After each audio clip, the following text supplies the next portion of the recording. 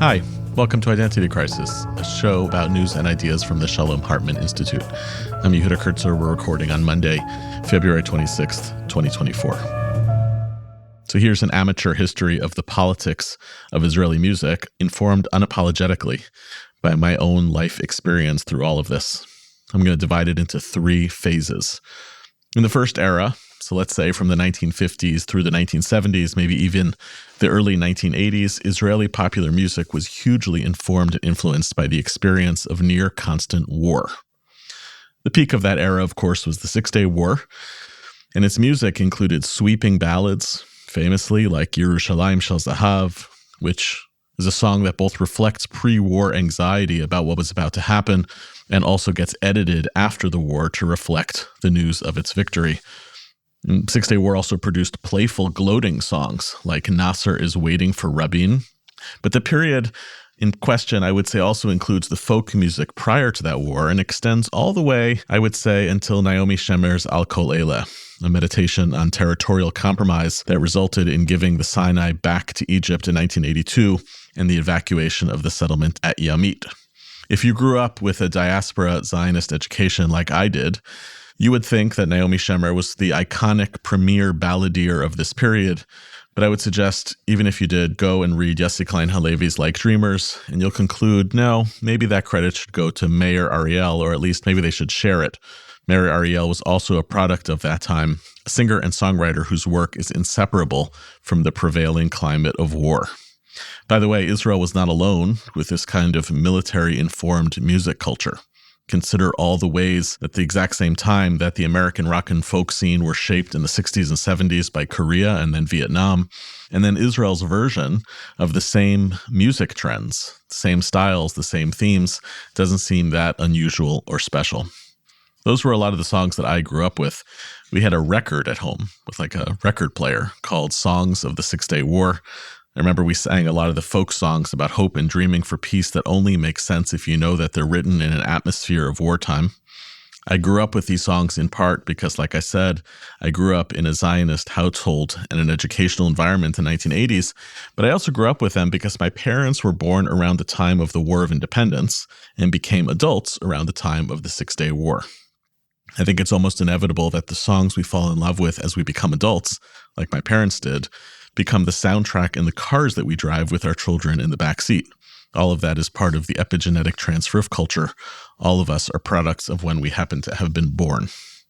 I think phase two was the 1990s and early 2000s, when the soundtrack shifts from being war-informed to something a little different, the music both of the hope for peace and the trauma of terror. The peak of this musical moment was the assassination of Yitzhak Rabin and its aftermath. Rabin was shot right after coming down from singing a famous 1970s peace song at a rally. By the way, the blood-stained copy of that song with its lyrics found in his coat pocket after his death. That song got a revival in the months after the assassination. And then a short time later, the following week, Rabin was memorialized with a mega concert in Tel Aviv at which almost every Israeli star of the time performed and converted some of their biggest hits into memorial songs. I was living in Israel when this all went down. I was 18 years old that year. I'm not sure I have any bigger regrets than not going to that concert. The Rabin assassination was life-changing for me in a lot of ways, and I spent many, many hours with the double album that emerged from that concert. The album, entitled Shalom Chaver, it's still out there, was named after Bill Clinton's eulogy of Rabin. Perhaps the most iconic song at the time was Aviv Geffen's rendition of Livkot Lecha, Crying for You, a song he had written about a friend killed in a car accident, but which became then, more famously, a tribute to a prime minister who had come to symbolize, for Aviv Geffen, for many other young Israelis, the person who would bridge between his war past and his dreams for peace. Many of those songs, from Shalom Chaver, as well as others that joined the canon, then became part of a morbid, ritualized soundtrack that came to define the next decade of Israel. Every time there was a suicide bombing or terror attack, and there were so many of them, from that time on, from 1994 through the Second Intifada in the early 2000s, You almost didn't have to listen to the news in Israel to know that a terror attack had taken place. You just had to turn on the radio. And if one of those melancholy songs was playing, you knew. I actually met Aviv Geffen in the early 2000s when I helped students organize a concert of Aviv Geffen together with his father, the legendary songwriter Yonatan Geffen, at Harvard. We hung out a bit backstage. I'll never forget it. Aviv had aged a lot during that decade. And then there's the third phase, which I want to argue didn't really have quite a plot until October 7th. Now, Israel has always had political rock songs, but the last 20 years have been different than its first 50. There's no obvious political narrative to respond to. Status quos, I would say, are morally awful in general, especially in the presence of injustice, but they're also bad for art. In general, it seems now in retrospect that Israel between the Second Intifada and October 7th was in kind of a naive slumber. Daniel Hartman describes it by saying that Israelis had lulled themselves into a belief that they were living in Scandinavia, largely having subscribed to Bibi's hubris of a non-strategy at the Gaza border and a simmering status quo in the West Bank, and let's not talk about the North. So you still, of course, have political music throughout this stretch, perhaps most prominently the protest rap catalog of Hadag Nachash. Fun fact, when I spoke at the Jerusalem democracy protests last summer, I was actually the opening act for them, and I got to meet Shannon Street backstage. But until October 7th, no theme yet or organizing principle had emerged that would in turn help shape a catalog of Israeli music. It's a whole metaphor for what Israel had become over time. Immediately after October 7th, however, there emerged a first frontrunner for a theme song. In those first few weeks, I remember being there the week of October 14th, you heard Yishai Ribo's song Halev Sheli, My Heart, everywhere. The song opens describing the singer's heartbreak, his inability to stand up, his total brokenness, and then it crescendos like this. ורק אתה יכול להפוך מספדי למחול, לזכך את החול, לרכך בי הכל, ורק אתה מבין איך לגשת ללב שלי, משכך כל כאב שבי, מרפא את הלב.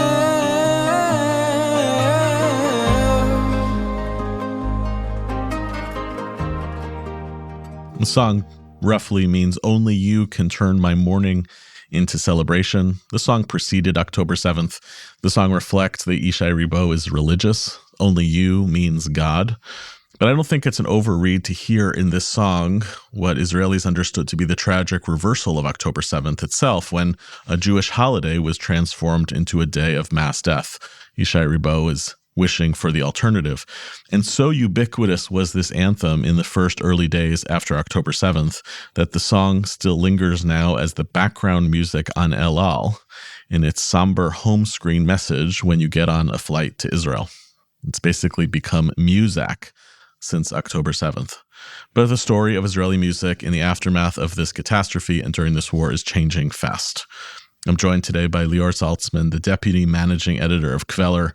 Lior is a journalist, a cartoonist, and illustrator, has been writing a lot about the evolving musical story in Israel since October 7th. Lior's article, How Israeli Music Changed After October 7th, we're going to link in the show notes. And Lior is here to help us listen to how Israeli musicians are narrating this unprecedented moment. Lior, thanks for coming on the show. And I guess I would first want to just ask you personally, give us your Israeli music story. What draws you into listening and writing so much right now about this particular piece of how Israeli art and culture is responding to this moment? Yeah, so just like you were saying, we're all very informed by the kind of music that we grew up with. I grew up in Israel of the Oslo Accords in the 90s. I grew up with a lot of songs about peace. And also that album that you were talking about, Shalom Chaver, was the one my parents played to me in the car when we were driving around for errands in Israel. I grew up in Ramat Gan in the center of Israel. I also grew up in the days of the Second Intifada where I was scared to take buses, but music was, so driving in the car with music in the car was kind of like how I grew up.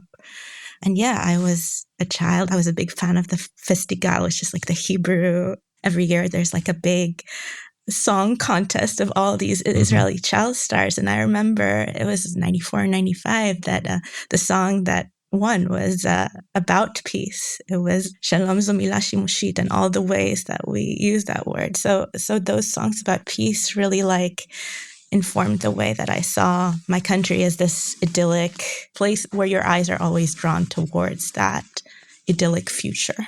Mm-hmm. Now, why particularly pay attention to music now? I think you either wrote somewhere or spoke somewhere about how it was difficult for you to engage with much after October 7th, but that you were drawn back to the music. Yeah. You want to share a little bit about that? Yeah, I mean, usually I write a lot about Israeli culture, but mostly about Israeli TV and Israeli movies and pop culture. I write a lot about the Eurovision too, which is having also a very interesting moment. But yeah, I couldn't read. I was very deep. I think we were all in very deep kind of visceral grief. And music is something that both can uplift you, can heal you. I think one of the songs that we said we were going to talk about, Letzet Midikaon, has this kind of lyric, singers are the best doctors that science has found. And I did find a outlet for tears, an outlet for feelings, and also thinking about Ofra Chaza singing Am Yisrael Chai on the Eurovision stage. Again, that was like a moment that connected the past and the future. And music has a way to do that, to kind of illuminate the darkest moments. Yeah, and I think also, it's worth noting that it's the medium that lends itself to the fastest adaptation towards the news cycle, right? You want to produce a movie about October 7th, it'll take 18 months. The fastest TV that can turn around is, I think there's already been a Law and Order episode that makes reference to October 7th, but you're not going to be able to do much around culture besides humor or music, right? Yeah. And especially in these days of like modern technology where you don't need anything more than like a YouTube page and a TikTok. Talking about the biggest hit, Harbu Darbu, it came from like these young TikTok stars who know how to like put out music in this kind of fast. Yeah. So let's jump in right there, because we're going to listen to a bunch of songs together. And for our listeners, we're going to compile all of these, every song that gets referenced in this episode, including the few that I mentioned in the opening, as well as everything we're going to analyze, we're going to put together in a playlist that's going to be linked in the show notes. We're going to listen to a few clips together. And again, using an order of 3, we're going to listen to songs that reflect some of the rage or anger of this period, some songs that reflect a lot of the sadness of October 7th, and maybe a few songs that reflect some hope. Some of these are written for October 7th. Some of them were quickly repurposed for October 7th after the fact. Let's start with, in some ways, the most successful song, or one of the most successful songs, which you've made reference to already, this song, Harbu Darbu. Let's listen to a clip of it, and then let's do a little bit of analysis together. I should also say to our listeners, some of these songs have explicit lyrics, especially Harbu Darbu. It's a very hard song to listen to, so brace yourself. חבורת עכברים פאקרים יוצאים מהמחילה עושים אבו עליות טמבלים וואלה מילה לא תהיה מחילה על מי אתה חושב שאתה בעל פה צועק פלסטין בחינם? תפי, יא בני עמלק חבלה שמאל ימין שמאל איך כל המדינה במודים מגליל עד אילת לוחמים לוחמות טוב לבן ומג"ב קרקל ברדלס הבאנו את כל הצבא עליכם ונשבע לא תהיה מחילה תפי, יא בני עמלק כל היחידות מוכנות גולני נחלאווי איפה גבעתי? חיל הים, חיל האוויר תותחנים, צנחנים כל היחידות בצה"ל במוד לחרבו דרבו על הראש חפ גולני נחלאווי. That's the first part we're going to listen to, and then I want you to hear the brief ending of this song, and we'll explain all of it as we go. כל קלבי ג'ומו מוחמד אף כל קלבי ג'ומו אני הכל קלבי ג'ומו אבו בקלאווה כל קלבי ג'ומו בלח על גיטו הליפה מהקליפה כל קלבי ג'ומו כל היחידות בצה"ל באים לך ארבו דרבו על הראש להם וואי וואי. Okay, so some basics. You heard in the first part of the song a reference to Hamas as the sons of Amalek.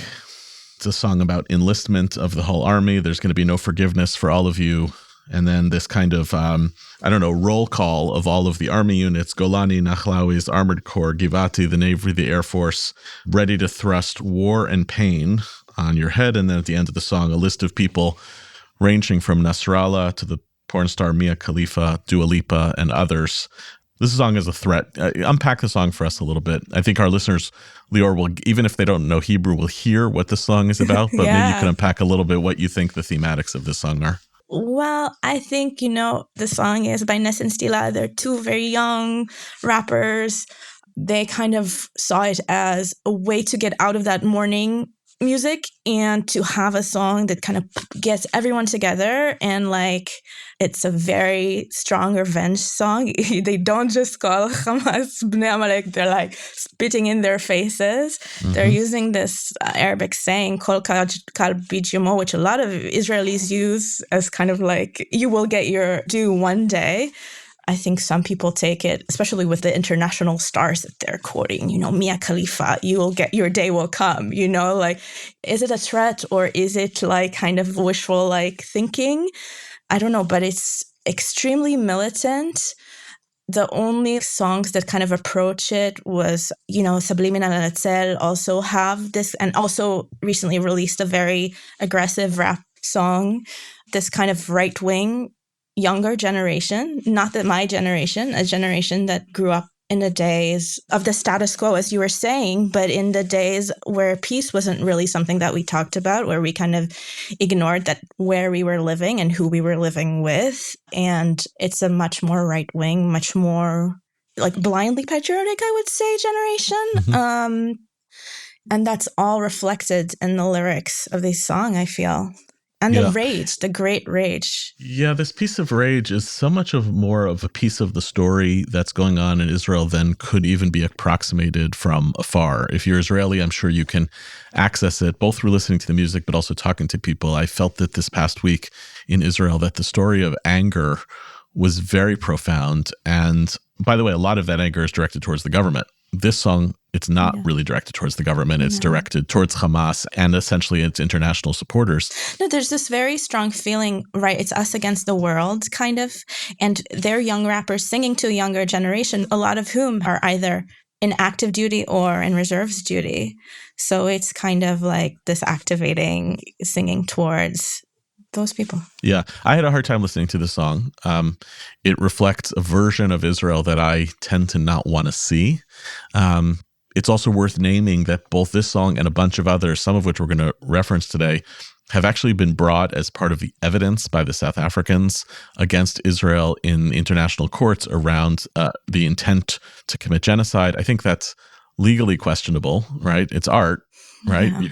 Art is allowed to do what it's supposed to do, but the critics and enemies of Israel are trying to argue this is what Israelis are basically about. And I guess the only defense you can offer, even if I don't like seeing this side of Israel, is people are entitled to anger. It's a legitimate emotion that we're allowed to have without being criminalized for all of the reasons why Israelis are legitimately holding on to a tremendous amount of rage and anger in a moment like this. Yeah, well, I mean, what happened on October 7th changed the country so completely. What is your first response to a feeling of helplessness, rage, a desire for revenge? It is a very basic human desire of seeing your enemies fall, But there's always been this tension, right, in songs at times of war. We want to be united. We want to strengthen the front. There's also that a little bit in Harbu Darbu too.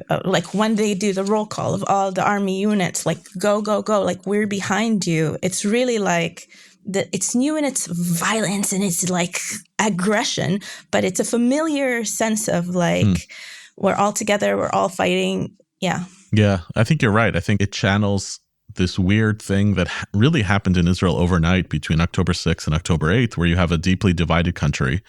And then overnight, it becomes a weirdly unified country.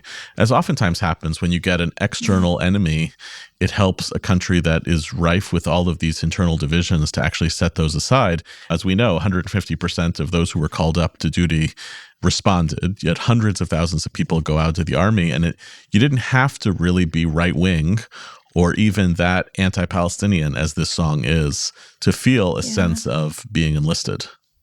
Yeah. And I mean, there was a feeling, we were talking about the government, there wasn't really that. So the music is kind of, the culture makers are on the front lines way faster than any ministers or any leaders. Mm-hmm. They're there. Yeah. Both in the mines in these songs, and both like physically at the front lines, singing to soldiers, singing to evacuees right away, like from October 8th and on. Yeah, I'm not sure if it's in this song or elsewhere where we get a reference to the fact that nobody from the government is coming to talk to them. But that is one of the themes also. Musicians were out front. The military was out front. The government disappeared. Let's go to a second song that it doesn't have quite the same rage, but it certainly captures some of the frenzy. And I think it's worth naming as we listen to this song. This is going to be an excerpt from Tirkod Lanetzach, Dance Forever, by an unlikely duet, Infected Mushroom. You'll tell us more about that. And Omer Adam. It's just worth naming as we go into this that it's not only about the Nova Festival itself, and you'll see a nod to the style of the music there, but it's effectively a reference to the fact that the violence of October 7th takes place at a music festival. There's a particular significance, therefore, to the response by musicians in a moment like this. This is Tirkod Lanetzach.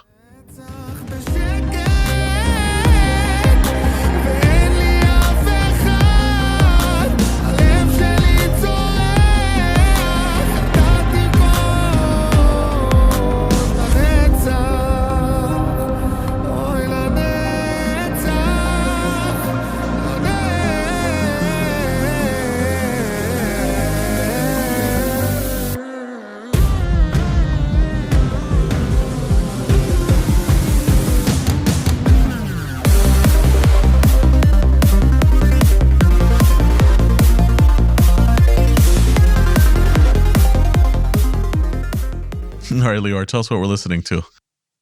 Israel's biggest Mizrahi star, really biggest. Omer Adam is a sensation, right? Like everyone knows him. Everyone knows his vocals. Everyone knows his kind of ability to market himself as kind of the premier Mizrahi star. And Infected Mushroom, kind of known internationally in those circles as like kind of like the biggest electronic music makers, and then referencing the kind of music too that was playing as gives me a little bit of chills, but like the massacre was happening, right? Like people were actually dancing.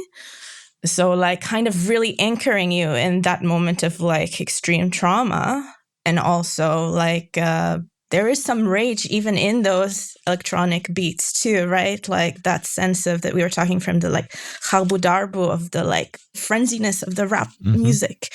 There is that sense in that song too. Yeah. If you haven't visited the Nova site, I went there a month or so ago. It's not a concert venue. It's basically an open field in the middle of a park outside of Kibbutz Re'im. It's now become a shrine, but it helps you channel the absolute chaos that we have video from, which I encourage nobody to watch. You have a sense of the total chaos would be experienced by hundreds, if not thousands, of young people, largely who are on drugs, in the middle of this festival in a rave, dancing in a rave, and then part of what is psychologically so difficult for many of the survivors is that it's hard for them to parse the difference between what might have felt like a bad trip and what was actually real life transpiring at the same time. So the whole premise of being in that kind of environment is that you feel basically like you're in an immersive container of those who are high with you and dancing with you. And then to have that punctured and infiltrated, as I think what the music is trying to kind of signal, like get at. The refrain even uses the phrase, "You're going to dance forever," which has this deeply scary reference to those who are killed in the middle of dancing, because it essentially makes them permanently stuck in this kind of altered state of consciousness. Yeah. Yeah, the vibes that are in these kind of spaces, you know, is I haven't gone to these specific kind of festivals, but I've gone to music festivals in nature in Israel. It's very peaceful. Like, it's very like communal. It's very exactly the antithesis of what happened, right? Everyone's together. Nobody fights about politics. Everyone's united by music. And so what happened specifically at Nova, I think, is such a hard thing to digest. Let's stay on this, on the anger and sadness theme with the third song. I made reference to Aviv Geffen in the opening, but Aviv Geffen has his own post-October 7th song called Black Sunrise. The title tells you a lot of what you need to know, but what's notable about this, you're going to hear a second voice in the clips that we're going to play. It includes Mia Lemberg, who was one of the hostages who was ultimately released from Hamas captivity with her dog. She's also a musician. And so Aviv Geffen brought her along to sing this song, Black Sunrise, together. We'll hear 2 clips.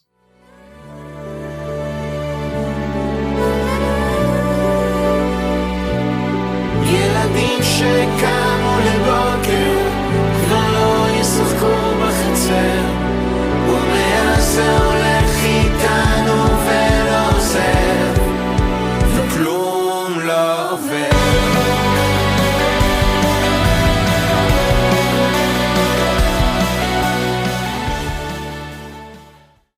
I'm curious, Lior, for what it feels like for you to hear Aviv Geffen's voice here, given his role in such as an important musician of the early.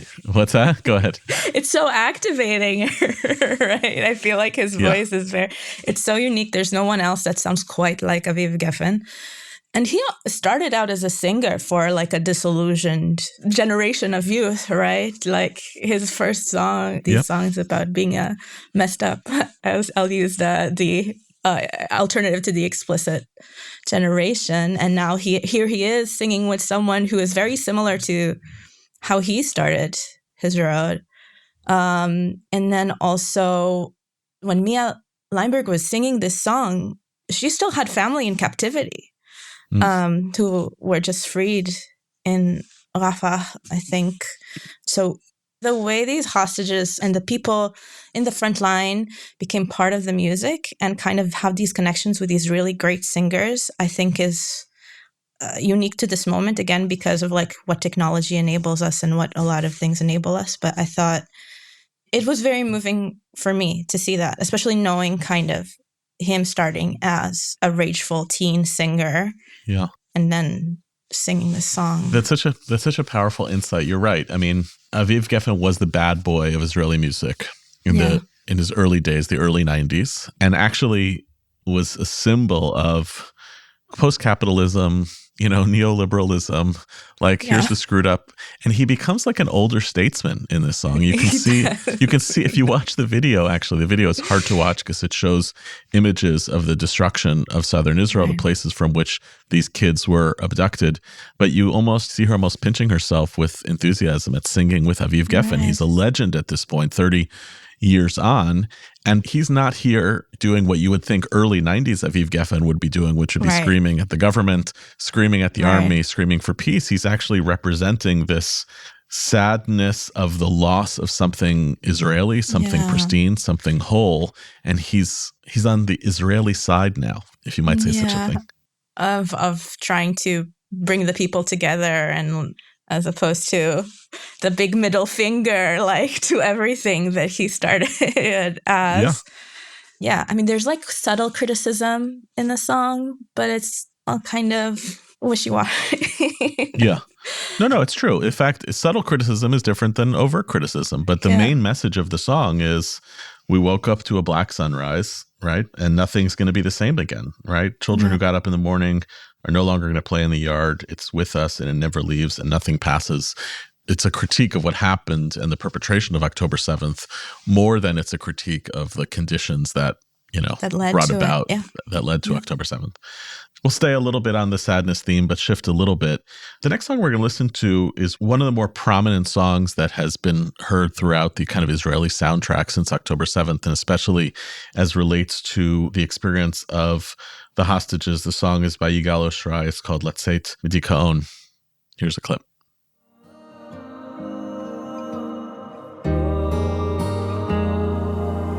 להתמודד עם הפחדים, לקפוץ למים עמוקים, לשחות עד הסוף, להגיע לחוף עד הלילה, להאזין גם לשירים, כי זמרים הם הרופאים הכי טובים שיש למדע להציע.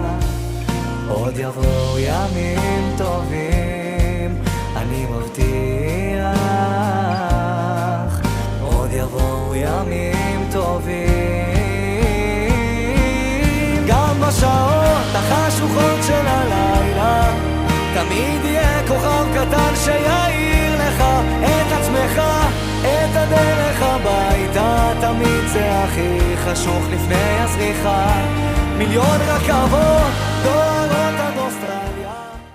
All right, Lior, tell us what we're listening to. Well, we're listening to a song that came out long before October 7th and kind of started resonating with people. It became like the viral TikTok song of soldiers returning, hostages returning, and to this refrain of like, even in the darkest hours, it's always darkest before the sunrise, and it's a very personal song about the experience.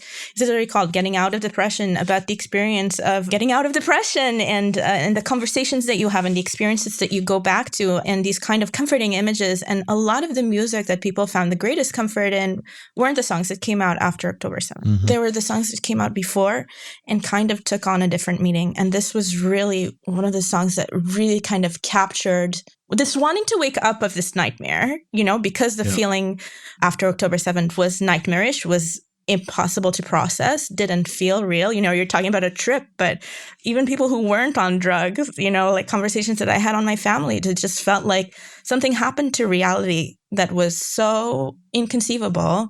And this song is really about waking up from depression, the darkest, your body like pulling you to the darkest, lowest places. And it so resonated with Israelis. Yeah, the social currency of this song largely derives from the fact that it's the song in the background of a lot of the videos of the returning of the hostages, which, in other words, captures both ends of the story, the depression that October 7th brought about, the fatalism that's actually very pronounced in Israeli society right now. I wrote about this. I described being in Israel 6 weeks ago as experiencing a vast sense of hopelessness.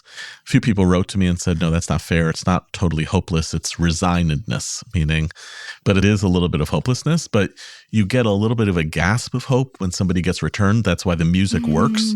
It's sad. And then you get a crescendo of the emergence. I guess the other thing that feels powerful about a song like this is that the mental health crisis among young people is global.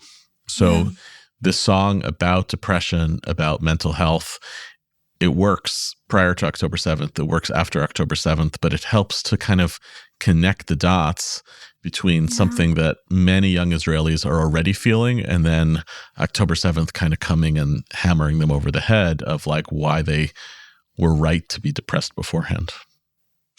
I actually takes me back to personal moments with mental health struggles. I used to watch videos of soldiers coming back home to their families or their pets to kind of get that quick release of and those moments really give you that quick release of there's something good in the world. Oh, people love each other this deeply, or there's still these hopeful moments that happen. Yeah. Oh, that's very hard to hear. I mean, it's hard, especially because, please God, there's going to be further negotiations that succeed at getting more of the hostages home. And that provides what you're suggesting is kind of like a dopamine hit of optimism and positivity, even though hostage releases don't solve the conflict, don't eliminate the possibility that these things happen again. I want to surface two songs. The next two songs do something that are both interesting in that they're intertextual. They reference earlier moments in the history of Israeli music. It's worth noting that we had a podcast about this. There was such little, it's a devastating and ironic thing to say. There was very little buildup, I felt, especially in the American Jewish community, and even in Israel also, about the 50th anniversary of the Yom Kippur War. Surprisingly less than I thought there would be. I thought it was going to be a major theme of the year. It wasn't as pronounced as I thought it would be. And then on October 7th, you got the 50th anniversary of the Yom Kippur War, which was reliving it in a surprise attack that comes from the South and that shocks people with its brutality. And essentially the southern part of Israel is held by foreign enemy forces for quite some time. So we want to play two songs here. Maybe we'll play them back to back and then we'll talk about both of them. One of them is called Lo Levad, which channels 1973, and then we're going to listen to Ruach HaLochamot, which is also a channeling back of the 73 music tradition. We could talk about the ramifications of both.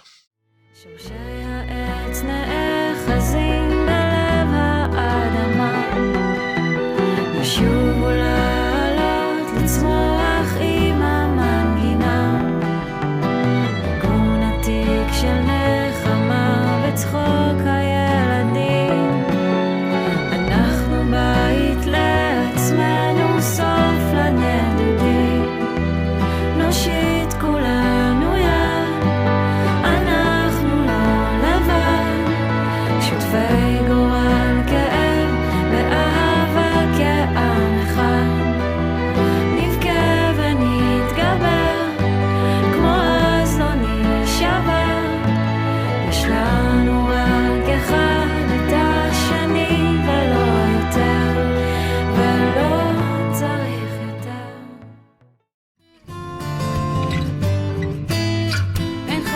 בעוד אני נזהרת ולובשת סוודר, אין לך מה לדאוג, זה מיותר, הכל בסדר, אין לך מה לדאוג, כנהדר מרגיזות כהוגן, באמת שלא חסר דבר. Okay, so both of these are echoes of 73. You want to walk us through both of them and why, in what ways they're channeling the earlier phase, both musically and thematically? So we'll start with Lo Levad. So Lo Levad is by Jane Bordeaux, the really great kind of Israeli indie-ish band. And it has a lyric about what are we going to do with a wheat that is growing again, you know? And it took me back a little bit to Achita Tzomachat Shuv, like one of the perhaps most iconic, the wheat grows again, one of the most iconic post-Yom Kippur songs. And it was written after October 7th seemed so small, but 11 members of a kibbutz who fell during the Yom Kippur War, and this feeling of nature is still, the wheat is still growing, the fields are still need to be tended. And, you know, I had a friend who had an uncle who worked for, you know, like he had to come back because the cows needed milking. And even though the kibbutz was abandoned, you have to come back and milk the cows. So, but this idea of like nature and the growth and everything continues, even though it feels like our world has stopped. Yeah. The Yom Kippur War music is far more, I don't know what the word would be, tends to be a little bit sadder than the Six-Day War music for obvious reasons. Six-Day War was, you know, this great moment of military triumph, surprise, the emergence of Israeli power. The Yom Kippur War, only 6 years later, is like kind of a reflection of the hubris and the loss and maybe some sense of a kind of indefinite nature of what this conflict is going to be about, even though then 6 years later there's the first peace treaty. So maybe you get that a little bit in this first theme. I love the idea that it's like quoting that verse, they're directly channeling the piece by Givatron. For what it's worth, Givatron re-released their own song. They re-released that song, The Wheat Grows Again, which is a worthwhile YouTube watch to see this old folk group get back together and sing the same song, even as their music is getting kind of sampled in a new version of this piece by Jean Bordeaux. Yeah, and came back to the kibbutzim in the south to sing to the it actual there. sites to see it play out. Yeah, rewriting the lyrics around the hostage crisis and around is very, very moving. Yeah, the second song, Ruach HaLochamot Tenatzeach, is quite different. I mean, it's literally a direct re-rendering of an earlier song. And what's different? New? The different is the gender. Obviously, you know, different is that this is like a very macho song about, you know, don't worry about me. I'm the man in the front lines. Don't send me anything, blah, blah. And so showing all these women who are in the front lines right now in the video, really, like you get to see the amount of women. It's a little bit bitter, right? Because we talk about October 7th, there was like a military failure that was also, if it's okay to say, like also kind of informed by women in the front lines kind of not being listened to. But they are very much a part of the front lines too. So to make it explicit, the song comes out in 1974 about the Ruach HaLochamim, the spirit of the fighters. It gets re-released 50 years later about the spirit of the fighters, but they change it from masculine to feminine. And you have to watch the video because the video essentially is this, I don't know, almost looks like a propaganda video about the Israeli army, but all the soldiers are women. Now, you're pointing out both a piece of this, women were not listened to on the front line, but I think that this song is also doing another corrective to the story about the war, which for weeks and months now has been about the victimization of women, especially through the sexual assaults that took place on October 7th and we assume continue to happen while they're hostages. The other thing this song is basically doing is like, no, that's not the whole story of women as part of this. Women are fighters. They have broken the barrier of being combat soldiers in Israel in every aspect of the Israeli military. I think this is a little bit of a push also against that kind of global narrative that this was the victimization of women and children, when it's also saying, actually, the Israeli army that's capable of fighting back is not just men protecting the dignity of women, but it's actually women fighting on behalf of the state of Israel. Yeah. Let's look at the last couple of songs here. And since I'm an American Jew, we're doing a little bit of an arc here from the despair towards the optimistic. The first song we're going to listen to is from Yoni Block. The song is called of everything from the river to the sea, a phrase that obviously has a lot of connotations and a lot of implications, but is actually a attempt to raise something of an optimistic vision, a vision for peace. כמו רוחות תקווה קטנות בין הים והנהר, לא נצליח לשנות הכל, אז מה נשאר? לברך על השתיקה שמעבר לגדר, להרים כוסית ריקה לכבוד שלום רחוק וימים יפים יותר. Yeah, so Lior, the music is totally different. The message is totally different. What do you hear going on in this particular song? It's this soft whisper of a possible distant peace, of a possible different kind of future, a different kind of sunrise and sunset over Gaza and the sea and the river and all the land. It channels a little bit the helplessness, but a little bit the hope, I think, in ways that are different from other songs that mostly sing about unity.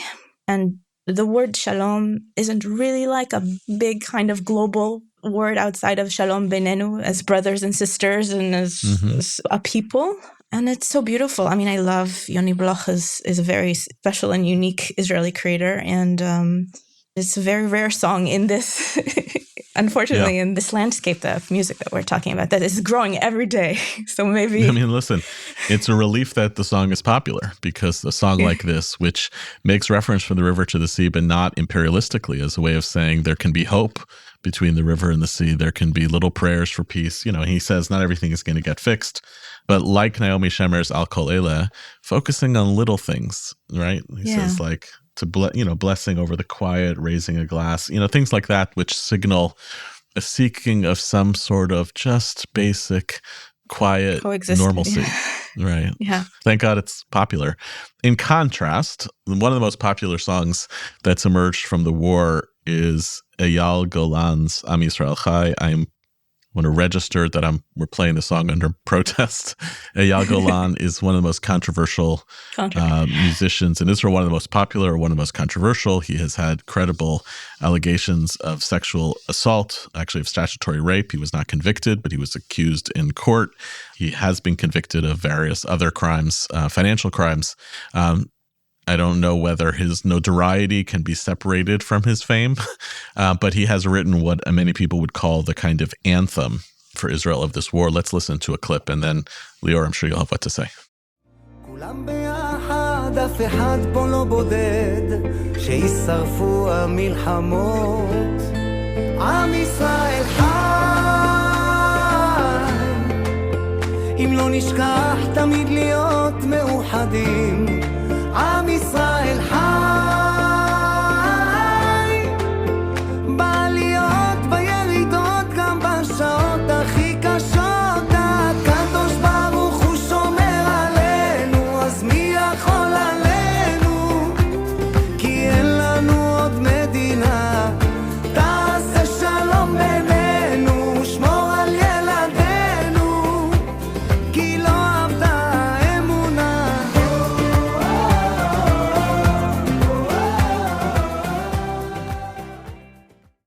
I feel so torn, like bobbing my head to this, because I agree with you.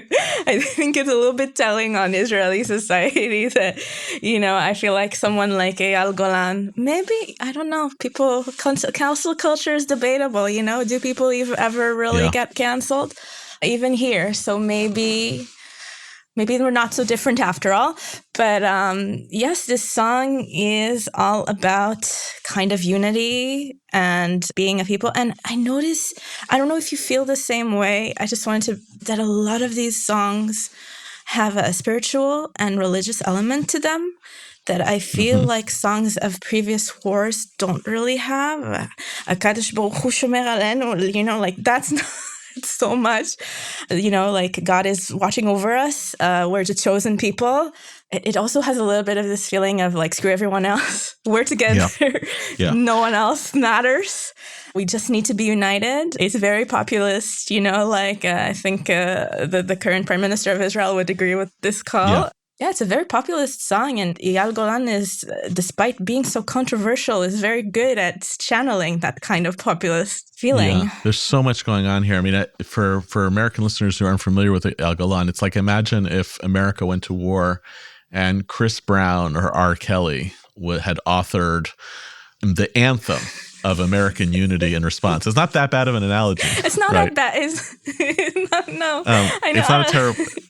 I know it's a little triggering, but it's not that bad of an analogy. So there's something a little depressing for some of us who are music fans and lovers of Israel that's the connectivity. And you're right. There's something insular. There's something protective. I think in your article you quoted our friend and sometimes guest on the show, Professor Shana Weiss, who talks about that this is kind of typical of wartime societies where there's a sense we want the home front to all be involved. All this is about unity. And you're right also to notice the use of religion in a song like this, appealing to faith in God. God is looking over us. A lot of Israeli musicians have kind of turned to religion over the last generation. But I think even in the last couple of months, using religious themes to, I don't know, there's almost like a great awakening connected to a moment like this. Yeah, Odeya, who is a young, very prolific singer who released an EP very soon after she had a song called Winter of 23, a reference to also, the children of 73. Also, like the refrain of her song is, and it comes in so many songs, Bali ledaber im Abba, I want to have these conversations with God. A lot of like this kind of like this entrance of faith, I feel, into the lore of this post-war music is a little bit telling about how Israeli society has become a little bit less of the like secular and really reliant on religion and faith. Yeah, the secular religious story is just it's not the story anymore. And the fact that it's connected to a Mizrahi singer is not surprising also, where there's a kind of blurring of what does it mean to be secular? What does it mean to be religious? And it's not crazy that secular Israelis would still gravitate towards a tune that is channeling theological language as a part of national unity. So we're going to look at the last song that we have here today by Yasmin Moalem. The song is called Yehiyeh Tov. This is also a pre-war song that has taken on a lot of currency since the war started. One of the other anthems, another song that's about prayers for what will be good, Yehiyeh Tov.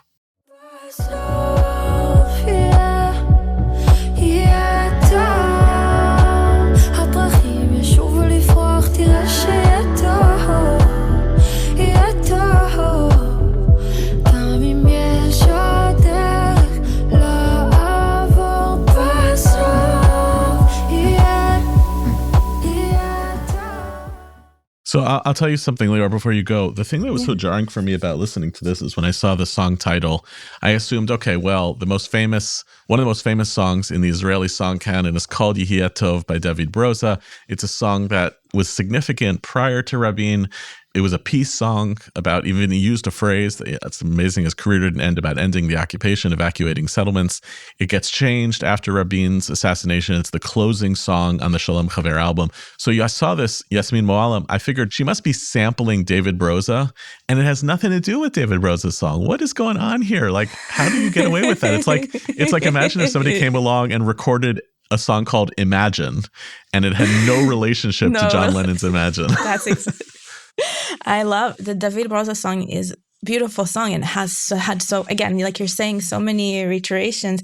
But Yehiyeh Tov kind of becomes, a part of the Hebrew dialect, right? Like Yehiyeh Tov. Like when someone asks you right now how you're, when someone asks you right now how you are, it's very hard to say Akol Beseder, everything's fine. But maybe it's easier to say Yehiyeh Tov. Like maybe that's an okay reply. Usually they reply, okay, considering, like בסדר, במתחשב במה שקורה, בנסיבות.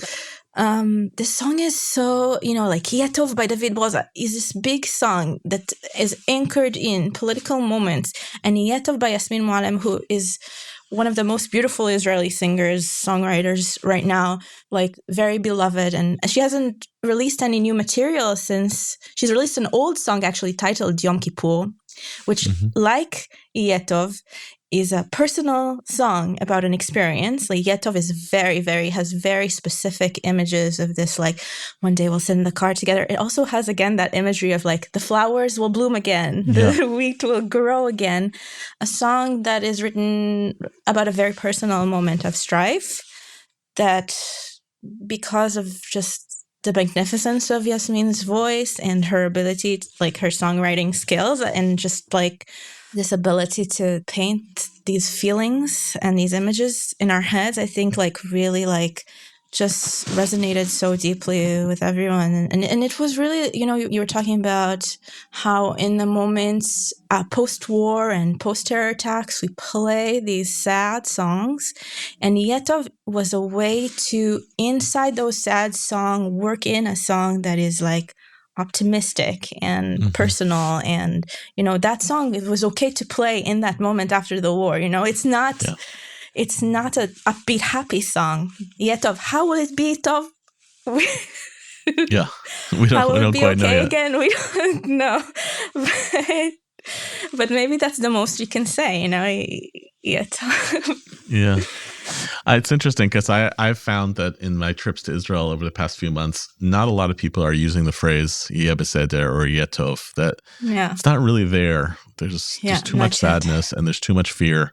But you could do a lot worse if you wanted to do a history of Israeli music on optimism, from like Naomi Shemer's Machar, big guitar, to David Broza's Yeh Tov, to Yasmin Moalem's Yeh Tov. And not only because the themes are still there, but they sound different, but also because like the shift from like Ashkenazi to Mizrahi, the shift in the musical styles and intonations, the same messages are there, but there really is a significant evolution stylistically, thematically, ethnically of what's going on in the music of this story. So before we wrap up, Lior, any big takeaways for you of this moment musically, or anything you think we should be continuing to listen for, especially for North American listeners who are trying to, maybe not always process this stuff through the news, but trying to listen for Israeliness in a period of time like this?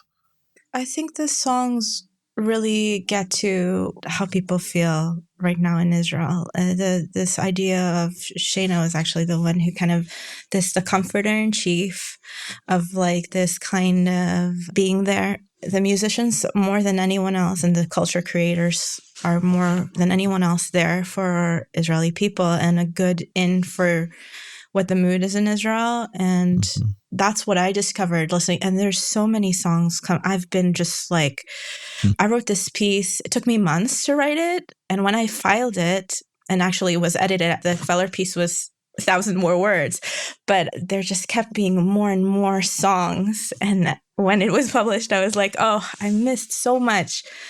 The amount of music is incredible to me, and it is really like the sign of the resilience too, and it's how Israelis are processing this current moment in a lot of different ways. And there's more rap music, there's more Mizrahi music, a lot of Mizrahi music. Again, you're saying like more, I think, than in any moment in history. Mizrahi music has really become kind of the music of Israel, and thanks to Omer Adam, but also thanks to the people who came before him, and Sarit Hadad also releasing new songs, So I just feel like, there's definitely that culture shift of like Mizrahi music used to be the music that you were like listening to on the side, but now Mizrahi music takes center stage. The biggest songs are Mizrahi music. Nobody is ashamed to say that listen to Mizrahi music, The Israeli post-war music is very diverse and very interesting. And I don't have clarity about what it's going to say about the future of Israel. And I don't think many of us have clarity in this moment about the future. One of the blessings of art is that it obviously invites interpretation, and it's the work of interpretation, but it actually helps you resist the kind of clarity of interpretation. You're watching the news, you're trying to constantly form your opinions about things. And I think that the music, and thank you for guiding us through it this week, helps us to process and understand an incredibly complicated, sad, tragic, violent moment without forcing us to kind of simplicity of opinion or narrative that we're oftentimes inclined to do. So thanks to all of you for listening to our show this week, and special thanks to our guest, Lior Zaltzman. Identity Crisis is produced by Tessa Zitter. Our executive producer is Maytal Friedman. This episode was produced with assistance from Serena Shohet and edited by Gareth Hobbs at Silver Sound NYC. Our theme music provided by So Called. Transcripts of our show are available on our website typically about a week after an episode airs. And of course, the soundtrack for this week's episode will be connected on our show as well. You can sponsor an episode of this show. You can follow the link in the show notes or visit shalomhartman.org/identity crisis. We'll acknowledge your gift on a future episode. We're always looking for ideas of what to cover in those future episodes. If you have a topic you want to hear about, comments about this episode, you want to tell us which songs we missed so that we can add them to our soundtrack, you can write to us at identitycrisis@shalomhartman.org. For more about what's happening at the Shalom Hartman Institute, you can sign up for our newsletter in the show notes as well, and you can subscribe to this podcast everywhere podcasts are available. See you next week, and thanks for listening.